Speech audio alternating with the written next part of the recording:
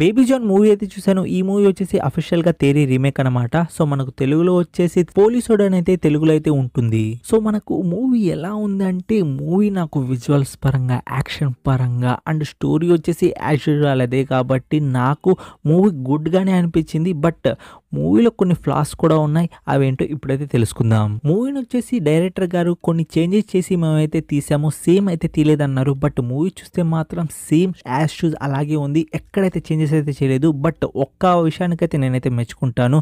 Action పరంగా, ఆ visuals పరంగా, ఆ రిచ్ విజువల్స్ వచ్చేసి కరెక్ట్గా ఉన్నాయి. సో దానివల్ల నాకు ఏదో కొత్తదనంగా అయితే కనిపించింది. అంతేగాని స్టోరీలో ఎలాంటి చేంజెస్ అయితే లేవు. నాకు నాన్న క్యారెక్టర్లో వరుణ్ ధావన్ చాలా క్యూట్గా అండ్ చాలా పర్ఫెక్ట్గా సూట్ అయ్యారు అనిపించింది. అండ్ కీర్తి సురేష్ గారు, అలానే మనకు వచ్చేసి జాకీ ష్రాఫ్ విలనిజం చూపించారు చూసుకోండి.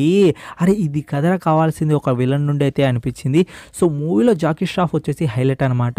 నాకు వరుణ్ ధావన్ కన్నా నాకు జాకీ ష్రాఫ్ విలనిజం చాలా బాగా నచ్చింది. ఇంకా ఈ మూవీ పాజిటివ్ గురించి మాట్లాడుకుంటే ఫస్ట్ ఆఫ్ ఆల్ మ్యూజిక్ గురించి మాట్లాడతాను. మ్యూజిక్ వచ్చేసి చాలా బాగుంది. ఎస్పెషల్లీ ఫైట్ సీక్వెన్స్ దగ్గర వచ్చేసి మ్యూజిక్ వచ్చేసి వేరే లెవెల్ అయితే ఉంది.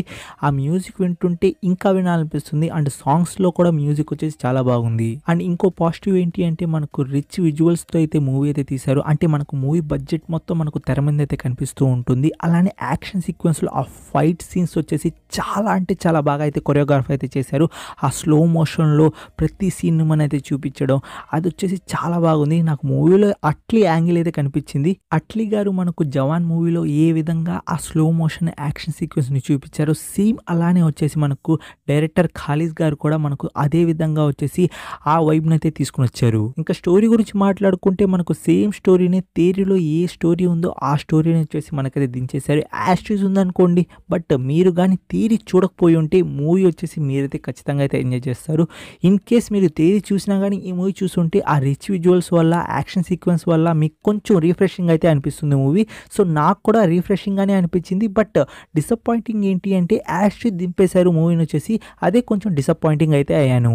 ఇంకా ఈ మూవీ నెగిటివ్ గురించి మాట్లాడుకుంటే మనకు ఒక పాయింట్ వచ్చిన తర్వాత మూవీ వచ్చేసి మీకైతే గివ్ అప్ అయితే ఇచ్చేస్తుంది. సో ముందేమోబోతుందో మీరే కొంచెం అయితే గెస్ చేసేస్తారు. అలా ఉంటుంది. మీరు తేరీ మూవీ చూడకపోయినా కానీ ఆ గెస్ అనేది మీరైతే చేసేస్తారు. సో అలా అనేది మూవీ అయితే గివ్ అప్ అయితే ఇస్తుంది. అక్కడ మీకైతే బోర్ కొడుతుంది.